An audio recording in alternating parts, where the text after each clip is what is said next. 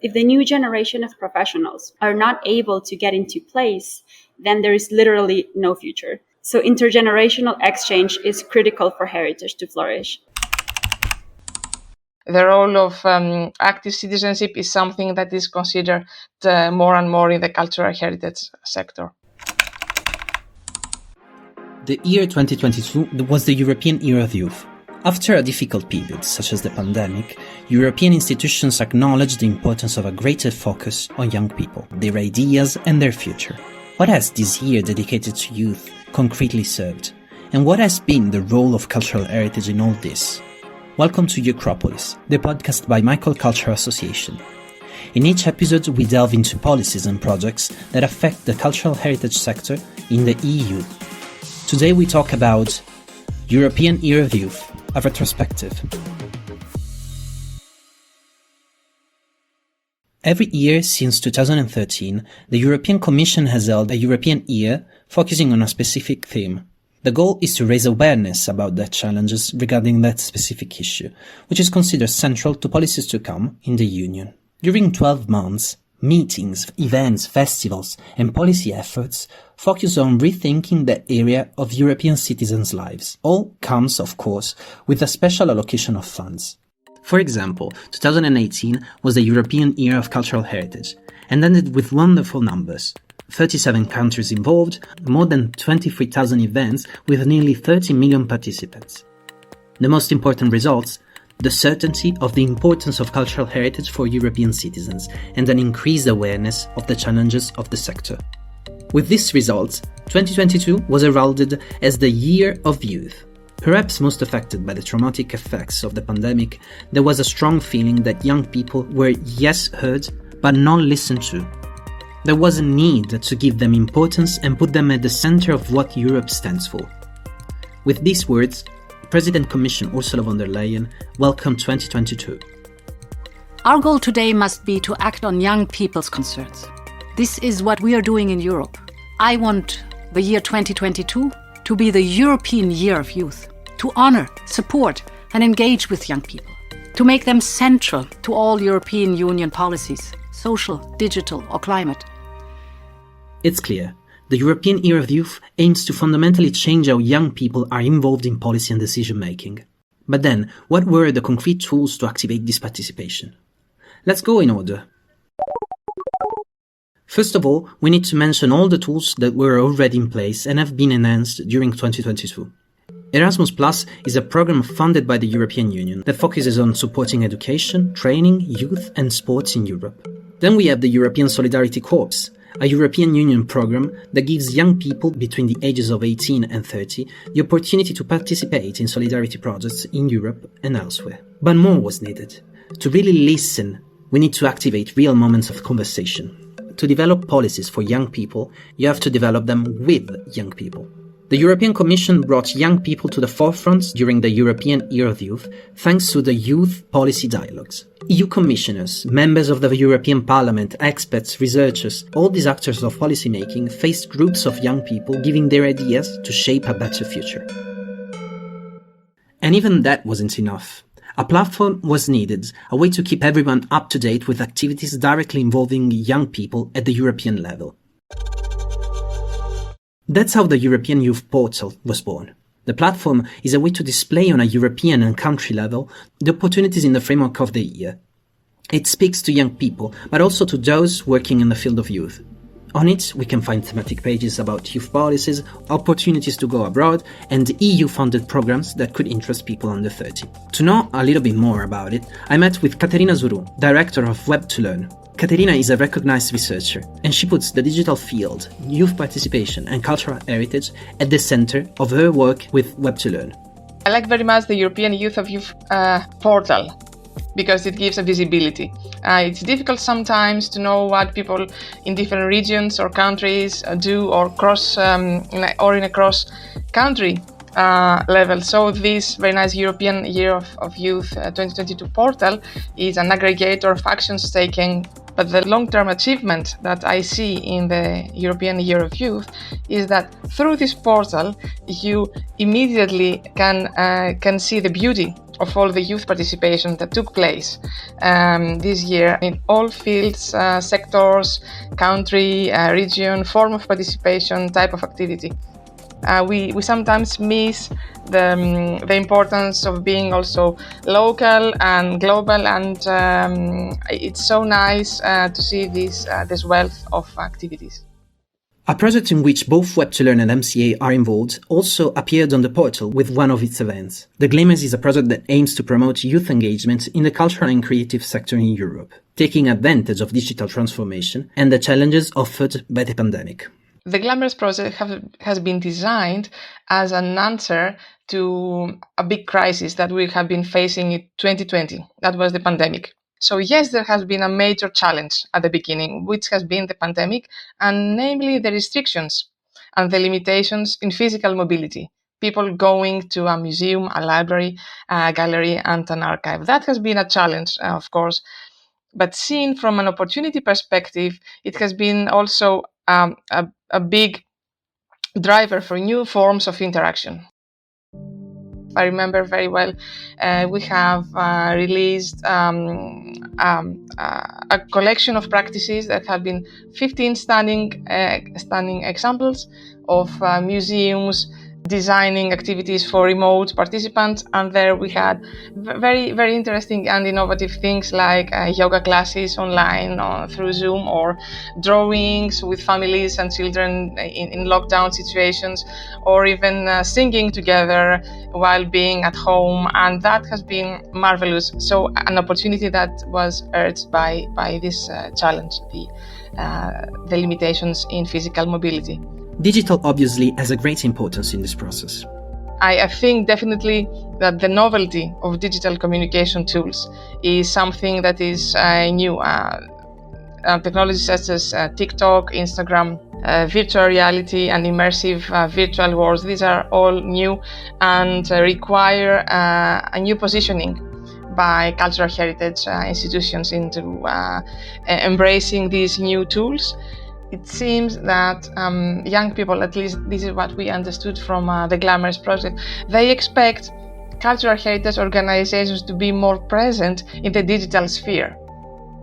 Right? So museums, it seems that they have been investing and doing very nice things in the museum, such as, interactive boards and interactive screens or audio guides in the museums. But now it seems that their regular and strong digital presence is very needed by young persons who navigate the digital sphere much more frequently than visiting a museum as a physical location. But again, I think this is an opportunity that shapes new ways that the cultural heritage embraces youth participation. I see several initiatives by museums that approach young audiences by fun activities. I think the fun component is something that is missing sometimes. While I was at it, I asked Katerina what she thought was a focal point of the relationship between young people and cultural heritage. Her answer was interesting. Again, in the discussion about youth participation, is that it seems that museums change their approach of audience engagement, and they want to the most sensitive in social participation and new forms of activism. Perhaps they see young people more as active citizens instead of merely seeing them as visitors, as let's call passive visitors. I think what is difficult perhaps for the cultural heritage sector is to follow what young people do. So the opportunity is to move into a new understanding of what youth means and how these people behave, what are the attitudes and practices they develop in their everyday life. Sometimes we want to make young people follow or believe that what we do is a good thing. I think that we should do the opposite way. Go and listen to their needs, to their concerns, their demands, And that will be more aligned and beautiful also for us, because in that way we will be able to schedule and to design our activities together with them and not only for them. Also, Katerina, therefore, thinks that listening to the needs of young people is crucial. And therefore, we need to make young people no longer the objects of the older generation's decisions, but active agents of the change they desire.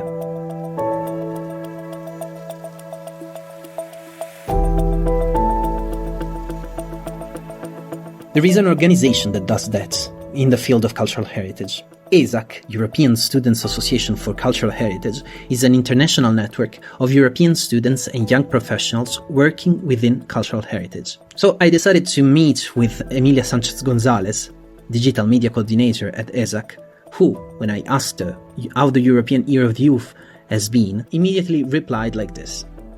Well, it's been a really busy year. We have 3 flagship programs that have been running the whole year.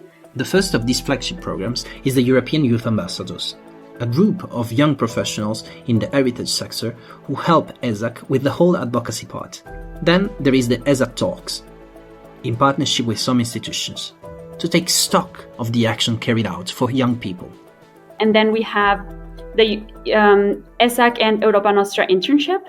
And this is also an initiative that has been really highlighted during the European Year of Youth, because our current intern, she was able to work with Europa Nostra on a lot of policy issues. And besides those flagship programs, we had other collaborations on many different fronts. So together with the FRH, the Future for Religious Heritage, they created a column for young voices on their webpage. And then we also developed a survey with many different institutions to see what youth think about the future of heritage in Europe. And also a really extensive Heritage Summer campaign with European Heritage volunteers, which focuses on capacity building and hands-on non-formal education opportunities for young people around Europe to work, hands-on with heritage conservation. And that's how we put things together. But all these elements, as important as they are only tools in the hands of ESAC to achieve its real goal, raising awareness about young professionals in the cultural heritage sector. And what are the main challenges in this regard? Some of the main issues that we identified is the lack of credibility in our skills as young professionals, which is furthered by ageist views of expertise and reliability. Young people or youth can also equal trust in a working field. There's also the structure of the field itself, which makes it tremendously difficult for those who cannot afford to do long unpaid internships to enter the working sector in the first place. If the new generation of professionals are not able to get into place, then there is literally no future. So intergenerational exchange is critical for heritage to flourish. And some ways that we have been advocating for the situation to improve is dissemination of paid opportunities and calls through all our channels. This is one way. We have an opportunities board on our website. We have a newsletter. We post regularly on social media. Another way is through the ESAC Talks or similar spaces for students and emerging professionals to share their research with a wider network. And I think this is also, maybe a long process, but something that will make a difference in the future.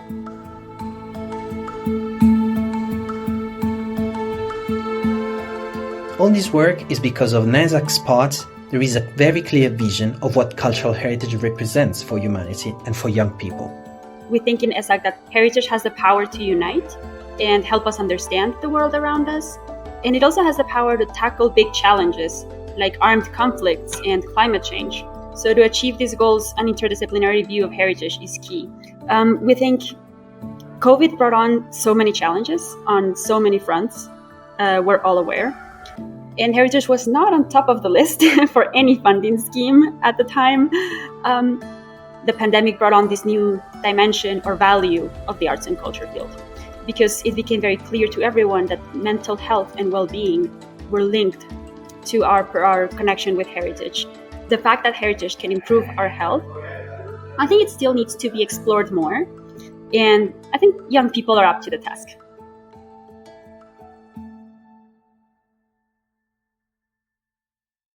The European Year of Youth ended with the end of 2022, so it was time to celebrate all that was achieved.